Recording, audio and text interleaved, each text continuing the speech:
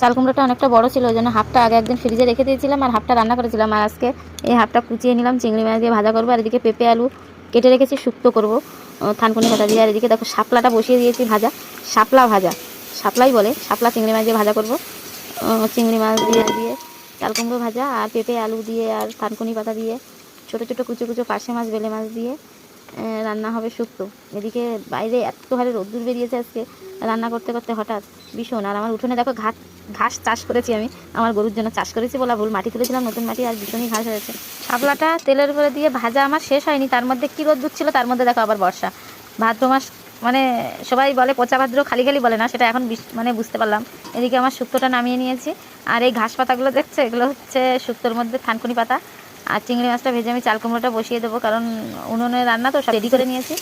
Ready করে নিয়ে তারপরে উনুনের ধারে রান্না করতে আসতে হয়, না মানে খুবই অসুবিধা হয়। এদিকে আমার চাল কুমড়োটা প্রায় হয়েও এসেছে। আর চাল কুমড়ো না লাউয়ের মতো জল বের হয়, আর চাল কুমড়োটা বেশ জালি ছিল। মাছ এতদিন আছে, চিংড়ি মাছ নদীর মাছ তো খাচ্ছি 3-4 ভাগের তরকারি করে। যখন মা ধরতে না যেতে পারবে আর শীতকাল চলে আসবে, ঠান্ডায় মা তো তখন আর হাতা দিতে যেতে পারে না, তখন চিংড়ি মাছ দিয়ে যে কোনো একটা তরকারি, পরের দিন আরেকটা তরকারি। কারণ চিংড়ি মাছের যা দাম, এই সমস্ত খেতে না ভীষণই ভালো লাগে।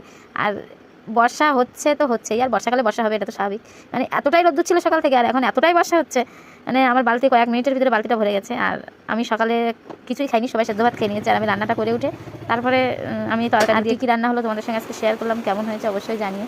আর আমি নিজে রান্না করে নিজেই আগে খেয়ে নিচ্ছি, কারণ বাড়িতে কেউ নেই, আর সবাই সকালে খাওয়া হয়ে গেছে, শুধু আমি খেতে বাকি ছিলাম। ওই জন্য আমি তরকারিটা নিয়ে আমি আগে বসে খেয়ে নিলাম। সকাল আর দুপুরের মিলিয়েই তো রান্না হয়, সকালে আমি একগাল খেয়ে নিলাম, দুপুরে সবাই মিলে এই তরকারি দিয়েই খাবো।